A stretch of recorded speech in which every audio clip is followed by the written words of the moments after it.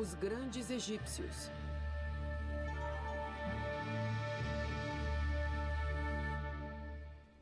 O faraó rebelde. As pirâmides e os templos do Egito parecem que vão perdurar para sempre. Mas existem alguns monumentos que desapareceram praticamente quando foram construídos.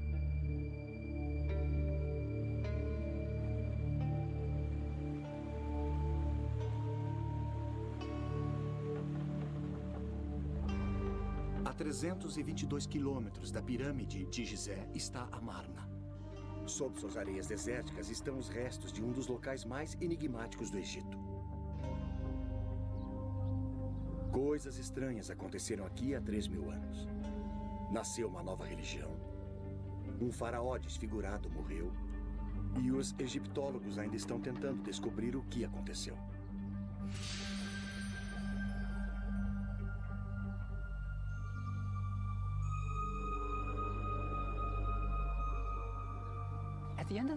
No final do século passado, Sir Flinders Petrie, o fundador da egiptologia moderna, descobriu uma grande cidade perdida no deserto. Ela tinha tudo o que ele esperava. Havia templos, palácios, ruas largas. Mas ainda assim faltava alguma coisa. Faltava cenas do faraó golpeando seus inimigos, marchando para a batalha. Também havia cenas do faraó fazendo oferendas a centenas de deuses egípcios. Não havia deuses. Quando Petrie continuou a escavar, ficou ainda mais chocado.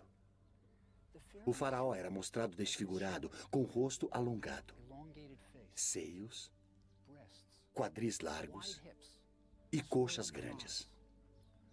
Durante 1000 anos, os faraós foram retratados como jovens vigorosos, musculosos, prontos para a batalha. Este faraó era retratado desfigurado. Era quase como se uma criatura de outro planeta tivesse sido deixada no deserto egípcio.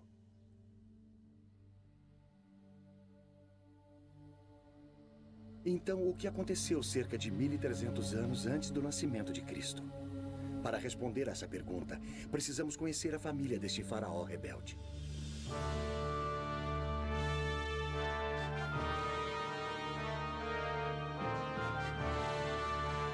Era a época mais gloriosa do Egito. O Egito nunca tinha sido tão rico, poderoso ou estado mais certo de si. Ao longo de todo o Nilo, artífices construíam grandes templos para homenagear as centenas de deuses. Se agradassem aos deuses, o Egito prosperaria.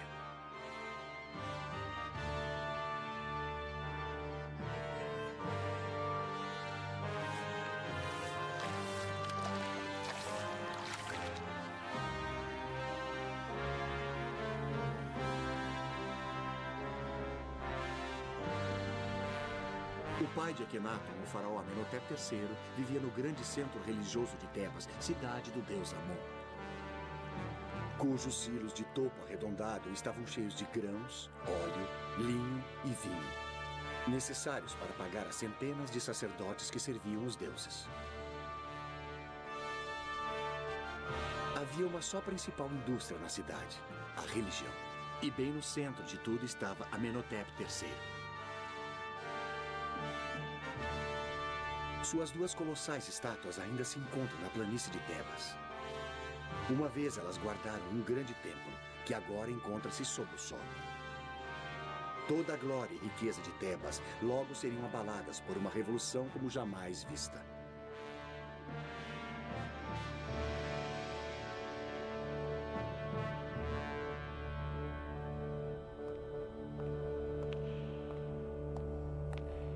Amenhotep III comandava as coisas durante os anos de glória do Egito.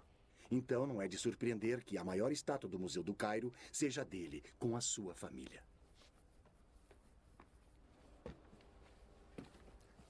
Ali está Amenhotep III, e ali está sua esposa, a rainha Ti. Eles tinham 6 filhos, e o importante era como as crianças eram tratadas. 4 eram meninas. Ali está uma delas. A estátua é uma espécie de retrato de família. E todas as 4 filhas receberam títulos importantes. Também havia um filho, Tutmoses. Ele recebeu o título de alto sacerdote de Mênfis. E havia mais um filho chamado Amenhotep, em honra ao pai. Ele não está nesta estátua. Ele não está presente em nenhum registro real. Há um verdadeiro mistério aqui. Por que a família real ignorava completamente o seu filho mais novo? Mesmo durante a sua tenra infância, parecia haver algo de errado. Talvez ele fosse apenas uma criança estranha com ideias estranhas.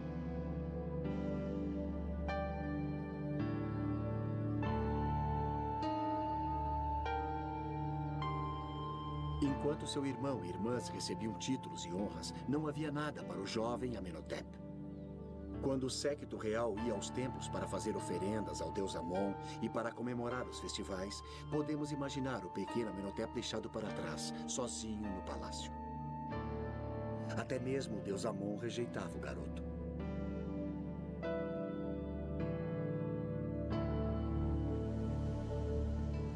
Então, o jovem príncipe foi excluído das cerimônias nos templos, onde seu irmão e suas irmãs faziam oferendas aos deuses. Tudo girava em torno dos templos e seus milhares de sacerdotes.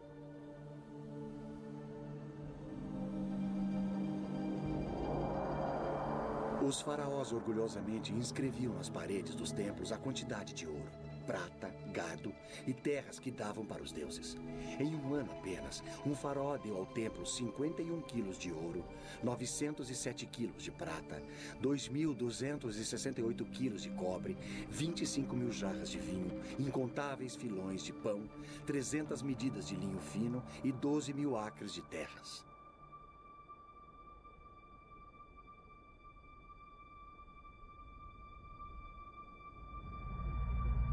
Este era um mundo que rejeitava o pequeno garoto, mas as coisas estavam para mudar. Depois do faraó, a pessoa mais importante da família real era a rainha Ti, a grande esposa do rei. Quando Amenhotep III casou com Ti, ele enviou o que então foram os primeiros telegramas do mundo. Proclamações de casamento esculpidas em placas em forma de escaravelho e enviadas a países estrangeiros. Elas diziam: tomei uma esposa, a rainha Ti, senhora das duas terras. Seus pais são Uia e Tuia. Os pais da nova rainha não pertenciam à realeza. Para qualquer um que lesse as entrelinhas, a mensagem era clara. Minha esposa é uma plebeia, mas é melhor vocês a aceitarem como a rainha do Egito. Sua escultura denota uma mulher poderosa, do tipo que conseguia o que queria. Sua ambição parecia concentrada em Amenhotep, seu filho, que mais tarde mudaria o seu nome para Akhenaton. O que a rainha Ti queria era que seu filho Akhenaton fosse o faraó do Egito. O irmão mais velho de Akhenaton tinha morrido, mas havia outros pretendentes ao trono. Eles eram os jovens filhos do faraó com suas outras esposas. Sob circunstâncias normais, qualquer um deles poderia ter sido faraó. Mas foi o patinho feio da rainha Ti que se tornou rei. É uma curiosa sutileza da história, mas devido à determinação de Ti de colocar Akhenaton no trono do Egito, nós ainda vivemos com as consequências.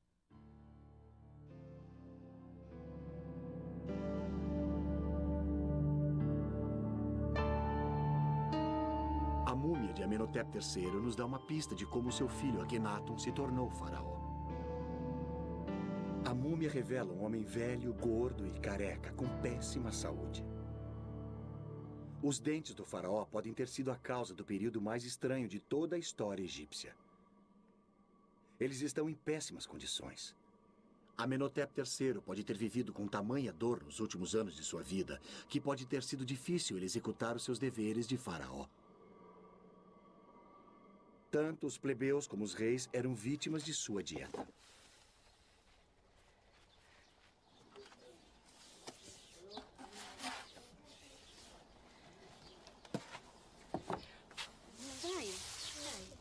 Todos os grãos do Egito eram moídos da pedra.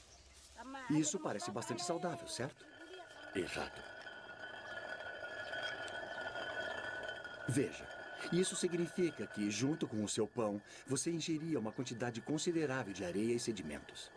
Passar anos comendo pão egípcio moía os dentes, expondo as suas raízes à deterioração. Por mais habilidosos que os médicos egípcios fossem, eles não eram dentistas. Então, restava ao pobre Amenhotep III tentar aliviar a dor como pudesse.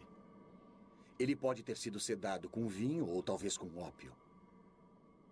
Se ele não estivesse em condições de tomar decisões, provavelmente seria fácil para a poderosa Rainha Ti escolher o seu filho adolescente para ser o próximo faraó.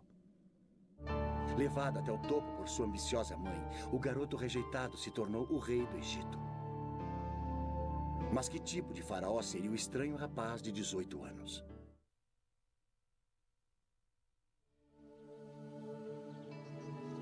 O nível de singularidade do novo faraó ficou claro nos primeiros anos do reinado de Akhenaton, quando ele começou a construir o seu próprio templo em Karnak, o centro religioso de Tebas. Karnak, na verdade, é um labirinto de templos que ocupa mais de 100 acres. Construída num período de 2.000 anos, cada faraó incluiu os seus próprios monumentos para cair nas boas graças dos deuses. Quando Akhenaton fez a sua contribuição, o povo do Egito soube que algo muito estranho tinha acontecido. Ele criou um estilo artístico completamente novo e esquisito. O faraó era retratado com longos dedos dos pés, quadris largos, dedos das mãos extremamente longos, seios e um rosto alongado. Nada parecido com isso já tinha sido visto num templo egípcio. Mas a esquisitice não terminava aí. Bem à frente do templo estavam duas estátuas colossais do faraó, que acentuavam as suas estranhas características ainda mais. Mas isso não era tudo.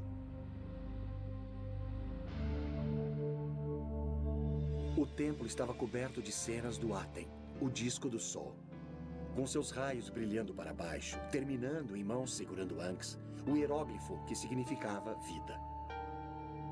Amon e os outros deuses do Egito tinham desaparecido, substituídos pelo disco solar.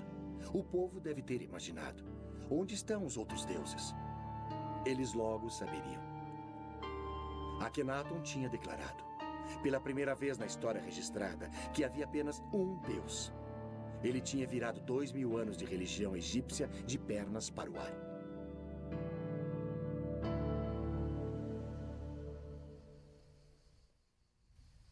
No início deste século, escavadores encontraram uma grande quantidade de blocos esculpidos que tinham sido reutilizados como enchimento na construção de um projeto de um faraó posterior. Esses blocos tornaram-se conhecidos por Talot, derivado do número arábico moderno 3, pois todos os blocos mediam cerca de 3 palmos. Com o passar dos anos, os escavadores encontraram mais de 40.000 blocos, mas faltavam tantos pedaços que ninguém conseguia reconstruir os templos. Os blocos foram mantidos guardados para o dia em que aparecesse alguém que pudesse dar algum sentido a eles. Em 1965, Ray Winfield Smith, um homem de negócios norte-americano, concebeu o plano de criar em papel o que não pôde ser montado em pedra. 0127-14606. Sua ideia era fotografar todo e cada bloco, mesmo aqueles que foram parar nas coleções particulares e nos museus em todo o mundo. As fotografias se tornaram peças de um quebra-cabeças gigante, e com a ajuda de um computador, a equipe de Smith reconstruiu os templos no papel. Primeiro, eles numeraram cada bloco. Depois, o número e a descrição de cada bloco foi colocado no computador. Em 1965, isso era altíssima tecnologia. Se um pedaço tivesse a cabeça de um faraó, olhando para a esquerda e terminando no pescoço, o computador procurava pelos blocos que tivessem o corpo de um rei que começasse no pescoço. Quando o computador encontrou os blocos que eram possíveis combinações, Smith pegava as fotografias e as juntava para ver se encaixavam. Quando faltava um bloco, um artista completava a cena que faltava. O projeto continuou por 6 anos. A reconstrução feita pelo computador ajudou os egiptólogos a descobrirem o que estava acontecendo. O garoto que fora posto de lado agora estava no comando. Como faraó, Akhenaton não podia mais ser excluído dos festivais religiosos. E havia muitos deles. Durante o festival de Opet, as estátuas dos 3 principais deuses de Tebas, Amon, Mut e Hansu, eram carregadas do templo de Karnak até o templo de Luxor. A ocasião requeria muitos dias de danças, cantoria e festas. Eu frequentemente imagino por que Akhenaton mudou tudo. Ele era o rei do Egito, por que balançar o barco? Mas se estivermos certos a respeito dele ser uma criança rejeitada, isso explicaria tudo. Ele era como a Cinderela. Quando seu irmão e irmãs iam aos festivais religiosos, ele era deixado em casa. E vejam o que ele estava perdendo. O maior espetáculo da Terra.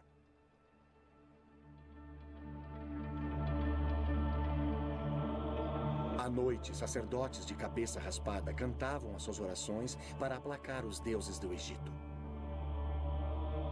Eu sou o pai dos pais, a mãe das mães e o touro dos 7 seres celestiais.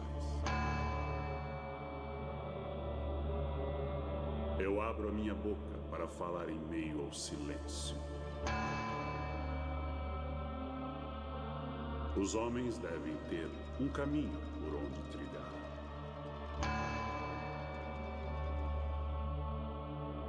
Estas eram cerimônias maravilhosas, e o jovem Akhenaton as estava perdendo. Mas há um final feliz, pelo menos por agora.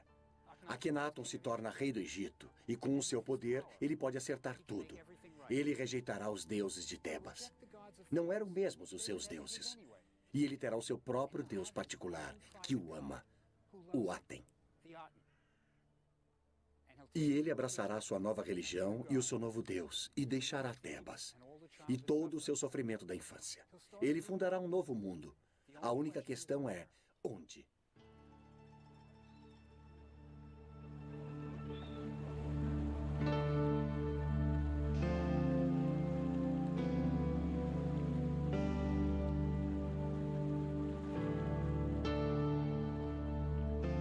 A resposta para a pergunta sobre o local onde Akhenaton deve começar a sua nova vida veio no 5º ano de seu reinado e do próprio Aten. Enquanto Akhenaton viajava, através de uma desolada extensão do deserto no meio do Egito, cerca de 290 quilômetros ao norte de Tebas, o sol nasceu no horizonte e parecia que se deitava no desfiladeiro nas montanhas próximas. O hieróglifo, que significa horizonte, era o sol se deitando no desfiladeiro de uma montanha. O horizonte significava o início e o fim. Este era o sinal de que Akhenaton precisava para construir o seu campo dos sonhos. O Aten tinha aparecido para ele e disse-lhe que construísse a sua cidade no deserto inabitado. Ele a chamou de Akhenaton, o horizonte do Aten. Akhenaton mandou esculpir marcadores de fronteira à volta de sua cidade, relatando sua visão mística. Sua Majestade apareceu em sua grande biga de Electra, como o Aten, quando se eleva no horizonte. Foi o Aten, meu pai, que me disse para construir a cidade. Nenhum burocrata jamais me aconselhou a construir nesse local deserto. Depois de ter recebido a revelação para construir a sua cidade, Akhenaton liderou um pequeno grupo de seus seguidores saindo de Tebas e indo para a árida região desértica que o Aten tinha escolhido, um lugar agora chamado de Amarna. Akhenaton era líder de uma seita e esta seria a sua comuna. Num dos marcadores de fronteira, ele reuniu os fiéis e, enquanto observava as desoladas planícies onde seria construída a nova cidade, ele realizou um culto de adoração. Akhenaton não estava mais sozinho. Agora ele estava casado com Nefertiti, uma das mulheres mais lindas da história. Agora ele tinha sua própria família, 2 filhas e mais 4 por vir. O garoto rejeitado tinha percorrido um longo caminho. Devia haver uma incrível sensação de emoção na nova cidade. Eles eram pioneiros numa admirável nova religião e o faraó era o seu líder.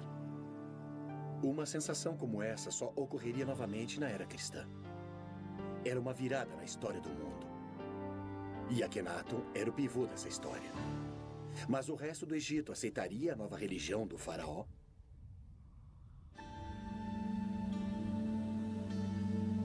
As mudanças do faraó rebelde causaram uma grande revolução. E um homem que realmente foi pego no meio da revolução religiosa foi Ramosa, o prefeito de Tebas.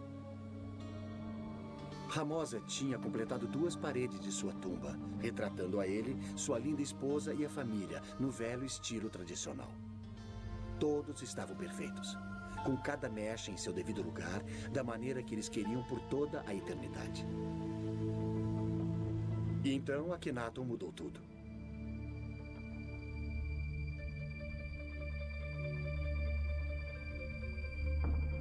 Desesperado para ser politicamente correto, Ramosa começou a completar a sua tumba no novo estilo, retratando Akhenaton e até Ramosa com um queixo alongado e nariz aquilino.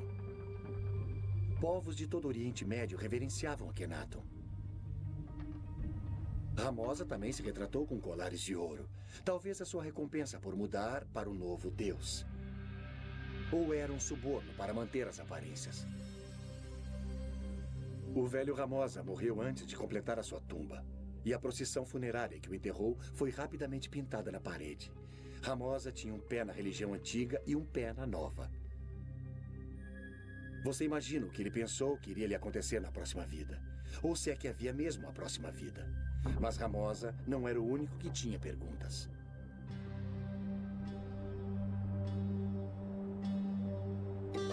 A mesma pergunta estava sendo feita pelos sacerdotes. O que será de nós?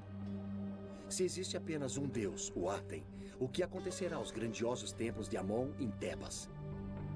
Se o faraó não acredita mais nos deuses, o que acontecerá aos milhares de sacerdotes? O poderoso clero de Tebas estava enfurecido com Akhenaton.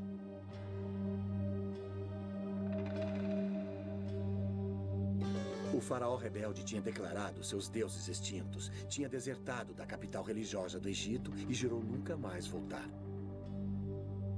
As oferendas reais aos templos tinham se acabado. Não haveria mais doações aos templos dos prisioneiros capturados nas guerras. Os recursos do Egito estavam se esvaindo das cidades instituídas e indo para o deserto para construir a nova cidade do faraó. Mas não eram apenas os sacerdotes que sofriam por causa da nova religião.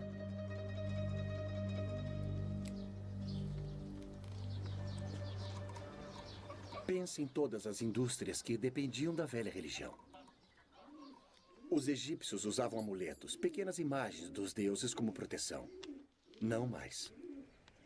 Os fabricantes de amuletos egípcios que esculpiam escaravelhos, pequenos besouros com as imagens dos deuses e os nomes dos reis, faliram. Os habilidosos escultores de madeira que faziam as estátuas dos deuses que adornavam as casas egípcias estavam sem trabalho.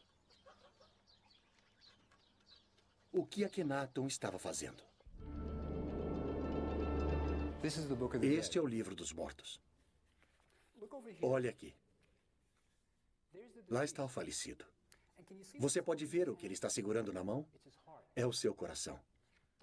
O coração era muito importante para os egípcios. Eles acreditavam que se pensava com o coração. E isso até que faz sentido. Quando você fica emocionado, é o seu coração que bate rápido, não o seu cérebro. É por isso que no Dia dos Namorados você dá corações de chocolate e não cérebros de chocolate. E olha aqui. Estes 4 deuses, eles estão protegendo os órgãos internos do falecido. Veja, os egípcios eram ressurrecionistas. Eles acreditavam que o seu corpo literalmente se levantaria e funcionaria novamente na próxima vida. Então, você tinha de ter um corpo completo, incluindo seus órgãos internos. E a viagem até o próximo mundo? Ela seria feita de barco. Agora, se você olhar aqui no final do Livro dos Mortos, ele até vem com remos mágicos para a viagem. De certo modo, este é o mapa para ir ao próximo mundo. Mas Akhenaton estava jogando fora todos os mapas velhos. Ele estava escrevendo o seu próprio mapa.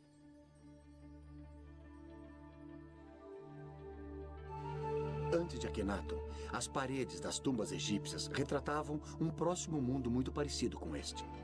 O falecido ainda está trabalhando nos campos, mas é muito melhor. Agora ele possui vestes feitas do linho branco mais fino. E você tem a sensação de que tem até ar-condicionado. Mas Akhenaton também mudou isso.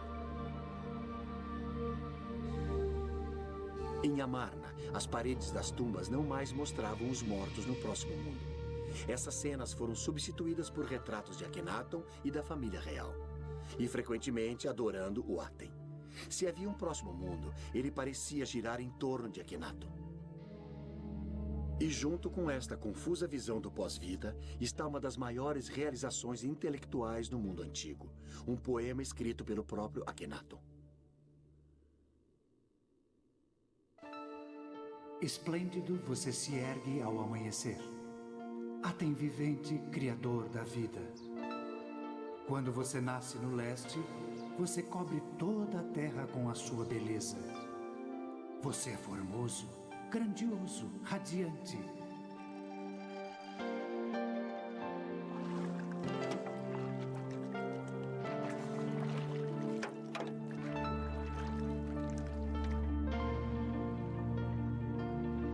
Quando você se põe no oeste, a terra fica na escuridão, como na morte.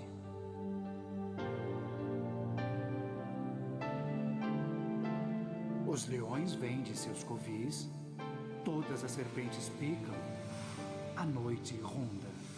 A terra está mergulhada no silêncio, enquanto seu Criador descansa na escuridão.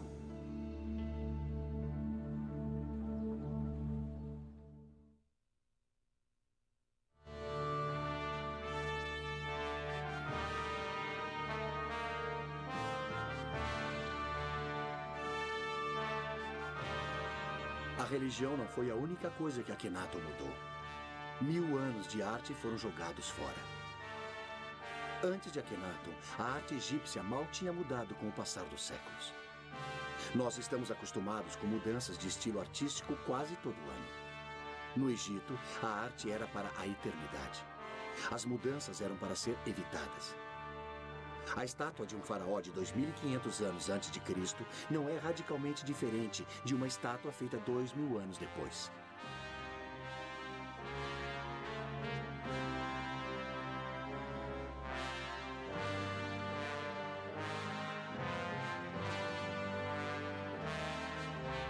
Nada mais de corpos musculosos idealizados. Akhenaton é mostrado com suas verrugas e tudo mais. O slogan da era de Akhenaton era "Vivendo na Verdade". Se o faraó fosse deformado, que fosse mostrado dessa maneira. Nem mesmo a linda Nefertiti estava isenta da nova política da verdade na arte. O famoso busto de Nefertiti é um símbolo de beleza em todo o mundo. Mas enquanto amadurecida, até ela foi retratada com uma má postura e um corpo envelhecido.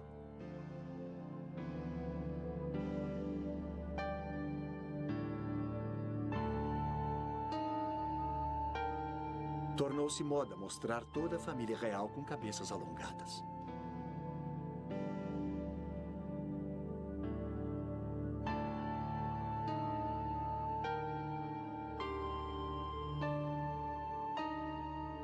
A nova arte não era libertadora apenas para Akhenaton, mas dava aos artistas de Amarna uma nova liberdade.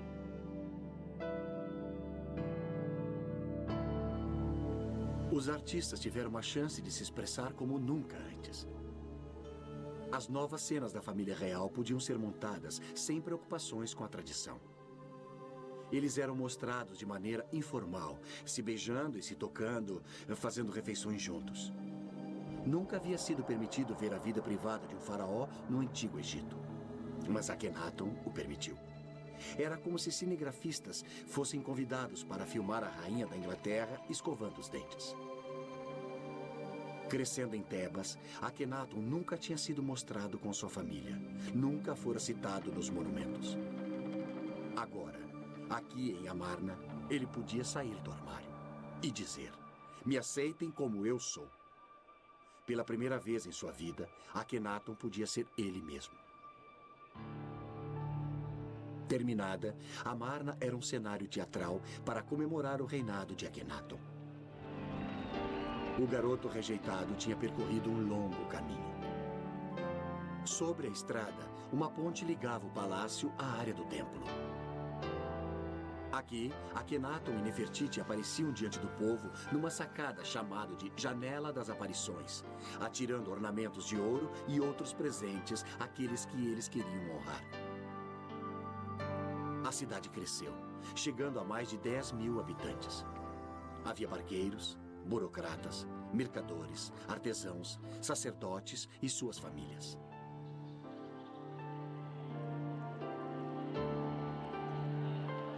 Eles deviam estar incrivelmente animados com as suas novas vidas, novas casas, novos inícios. Era como a era de Aquário. Akhenaton estava tentando criar uma utopia, mas nem todos estavam felizes. O faraó divertia-se no calor do sol, mas alguns enviados estrangeiros que foram à sua corte voltaram para casa com queimaduras causadas pelo sol. Um rei da Síria escreveu a Akhenaton: "Por que os meus mensageiros têm de ficar sob o sol escaldante? Eles irão morrer ao sol. Se faz bem ao rei ficar ao sol, que ele fique lá e morra ao sol."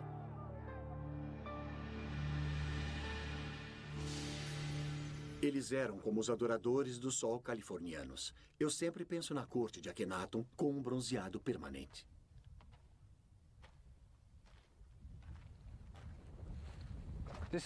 Foi ali que tudo aconteceu. Akhenaton realmente andou por esta rua, e um de seus seguidores viveu nesta casa. Akhenaton provavelmente o recompensou com presentes de ouro. Ele queria que seus seguidores ficassem felizes. Veja, Akhenaton era como um filho de hippies dos anos 60. Ele queria que todos fossem felizes, que tudo fosse lindo, que todos amassem uns aos outros. Infelizmente, o mundo não funciona assim.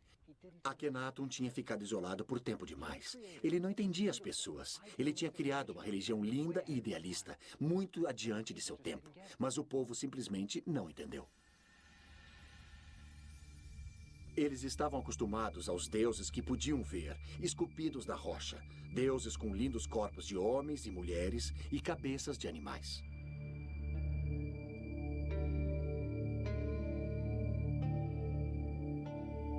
O deus de Akhenaton, o Aten, era uma abstração. Era o princípio básico do universo, luz. Os súditos de Akhenaton simplesmente não conseguiam entender isso. Este não era um deus com o qual podiam contar na hora da necessidade. Além disso, havia um elitismo em relação à nova religião que deve ter confundido os supostos adoradores do disco.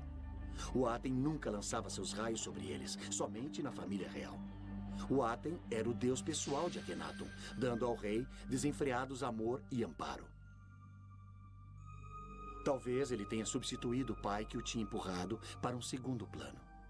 Eram Akhenaton e a sua família que adoravam o Aten. Todos os outros tinham de se contentar com a luz refletida de Akhenaton. É quase como que se a nova religião viesse em dois tamanhos, plebeu e king size. Nesta cidade sagrada no deserto, Akhenaton foi tirado do sofrimento que tinha experimentado na sua infância em Tebas. Mas ele também foi tirado da realidade. Havia problemas no paraíso. O Egito estava morrendo. Por mais de 10 anos, Akhenaton tinha vivido na sua amada Amarna, com seus pensamentos voltados para a religião e para o seu deus pessoal, o Aten. Mas ninguém ficou cuidando da loja. Era como se o presidente dos Estados Unidos tivesse mudado a sede do Congresso para o Wyoming e começasse a escrever poesias. O exército do Egito, que um dia fora grandioso, tinha enfraquecido. Os países estrangeiros não mais mandavam tributos. Dos remotos postos avançados na Síria e no Líbano, os embaixadores estrangeiros do Egito escreveram ao rei dizendo que não mais eram respeitados. Cartas escritas por um de seus príncipes leais, Reboti, falam da falta de respeito por Akhenaton e pelo próprio Reboti. Escrevendo de sua posição fortificada, ele pleiteou: Eles conspiram entre eles. E assim sendo, receio não haver quem possa me resgatar de suas mãos. Como um pássaro preso na rede, eu me encontro. É preciso lembrar como Reboti estava isolado. Para os soldados egípcios chegarem a ele, teriam de marchar através de Gaza, Canaã, até o Vale de Beká, na Síria, e depois para o norte. Este sempre era um território hostil.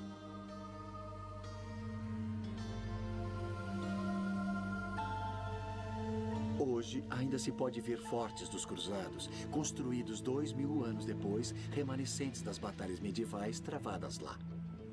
Era dali que Reboti estava escrevendo. Se o exército egípcio não o salvasse, ninguém o salvaria. Reboti escreveu repetidas vezes, falando a Akhenaton sobre a posição enfraquecida dos egípcios e pedindo reforços. Sua última carta não foi respondida. A dominação egípcia sobre o Oriente Próximo tinha lhe escapado, e Akhenaton parecia não saber ou não se importar.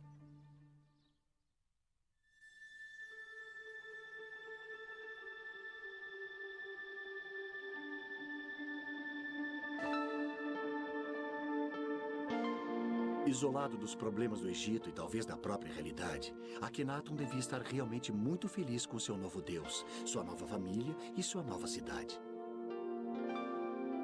Mas após 14 anos de casamento, sua linda esposa e companheira Nefertiti morreu. Sua outra esposa, Kia, também tinha morrido. Então, agora ele não tinha uma mulher ao seu lado. Akhenaton tinha sido criado entre mulheres, 4 irmãs e sua poderosa mãe, a rainha Ti. Nefertiti tinha sempre estado ao seu lado, partilhando seus sonhos. Kia, sua linda esposa secundária, também era importante para ele. Ela até tinha o seu próprio templo. Agora, as 2 esposas estavam mortas. Akhenaton estava sozinho novamente. O grande experimento no deserto estava quase acabado. No 17º ano de seu reinado, com pouco mais de 30 anos, Akhenaton morre e desaparece da história.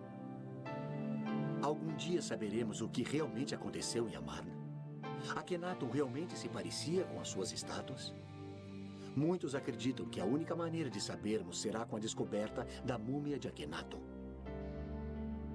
É exatamente isso que alguns egiptólogos acham que aconteceu em janeiro de 1907. De todas as múmias reais descobertas, nenhuma causou mais controvérsia do que aquela encontrada na tumba 55 do Vale dos Reis. No início do século, Theodore Davis, um rico americano que fazia escavações no Egito, descobriu uma tumba onde um sepultamento da época de Amarna tinha sido realizado. Essa tumba claramente não fora concluída e o sepultamento fora apressado. Painéis de madeira dourada estavam deitados no chão e contra a parede. Elas traziam a imagem danificada de Akhenaton adorando o disco solar e o nome da rainha Ti.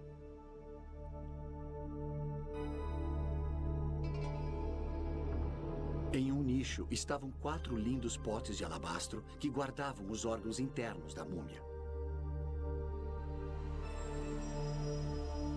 Deitado no chão, um lindo caixão, porém muito danificado, feito de milhares de incrustações e pedras semipreciosas na forma de asas protetoras. Mas as cártulas contendo o nome do seu ocupante tinham sido arrancadas. Todos envolvidos na escavação da tumba acreditavam que poderiam identificar a múmia dentro do esquife, uma vez que a sua tampa fosse aberta e as inscrições nas bandagens ou as joias fossem examinadas. Quando chegou o dia de desembrulhá-la, todos os presentes sentiam a importância histórica do evento. Eles iriam ser os primeiros em mais de 3.000 anos a ver o rosto de um rei ou rainha do Egito. Quando abriram a tampa do esquife, viram uma múmia envolta em folhas de ouro. Mas quando começaram a desembrulhar a múmia, aconteceu algo digno de um filme de terror. Assim que a tocaram, ela se transformou em pó, deixando-os com uma pilha de ossos desarticulados no fundo do esquife. Mas sob o esqueleto, a última folha de ouro parecia ter o nome de Akhenaton, meio danificado. Sua pelvis era larga como a de uma mulher. Mas nas suas estátuas, Akhenaton sempre tinha sido mostrado com uma pelvis larga. A cabeça da múmia era alongada como a de Akhenaton. Tudo parecia se encaixar perfeitamente. Alguns dos presentes estavam absolutamente convencidos de que tinham encontrado a múmia de Akhenaton. Mas ainda hoje a identidade da múmia da tumba 55 é um mistério. A palavra final do porquê Akhenaton e a família real eram mostrados deformados pode ser dada agora por um grupo de cientistas que estuda uma doença chamada Síndrome de Marfan, um defeito genético que danifica o tecido conjuntivo do corpo. Abraham Lincoln provavelmente sofria da Síndrome de Marfan. Alguns de seus sintomas são rosto alongado, queixo protuberante, dedos das mãos e dos pés alongados e olhos estranhos. Parece com o faraó que você conhece? E se Akhenaton era portador desse defeito genético, cada uma de suas filhas teria uma chance de 50% de herdá-lo. E isso pode explicar por que todos são mostrados com sintomas semelhantes.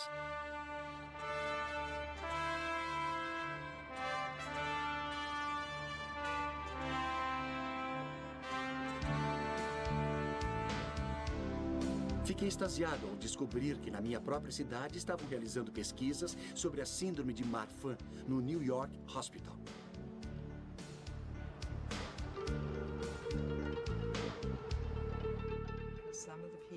A doutora Jessica Davis é uma das maiores especialistas do mundo na síndrome de Marfan.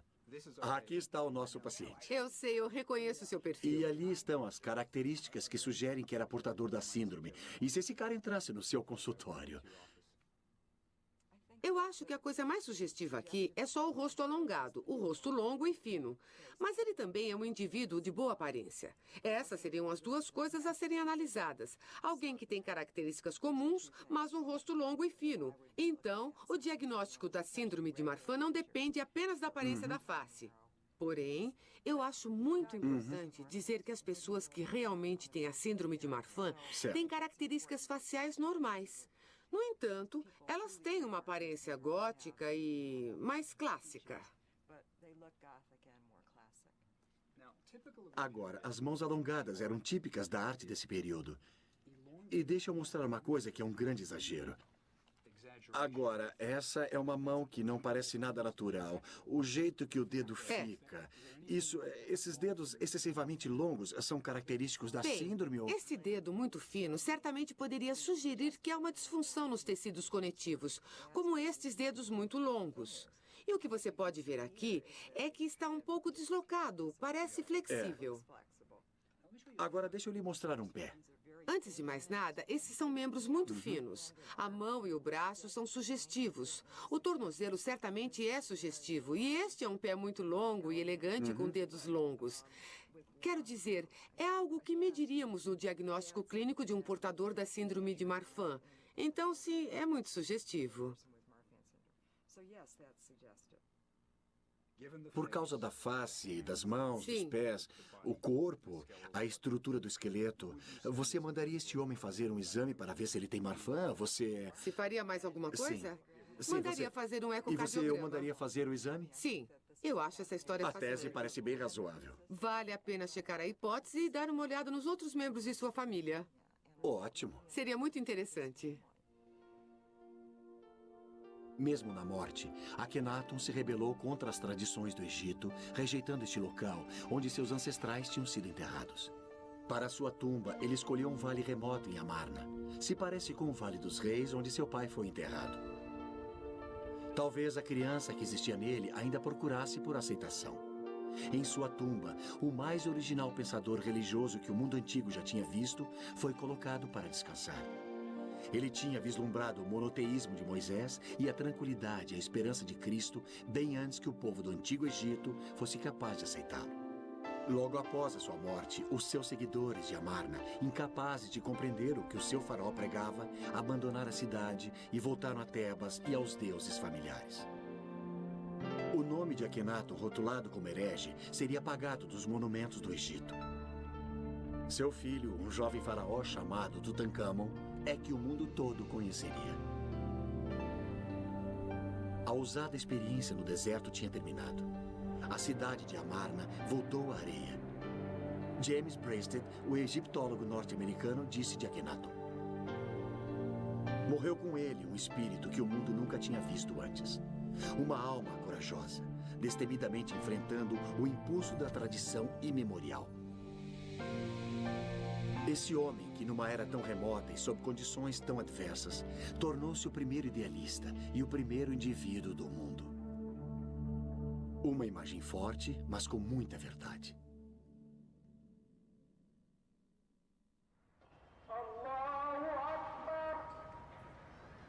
Há 3.000 anos, Akhenaton, o faraó rebelde, insultou os habitantes do Vale do Nilo, pregando a existência de um único Deus. Mas menos de 100 anos após a morte de Akhenaton, Moisés pregaria um só Deus, o monoteísmo, nas margens do Nilo aos israelitas. Hoje, milhares de egípcios ouvem os muezins e mesquitas afirmarem que existe um Deus apenas, e Alá é o seu nome. A ideia de um Deus único, uma vez a crença radical de um herege isolado, agora é adotada por muçulmanos, cristãos e judeus em todo o mundo. A visão de Akhenaton continua a viver.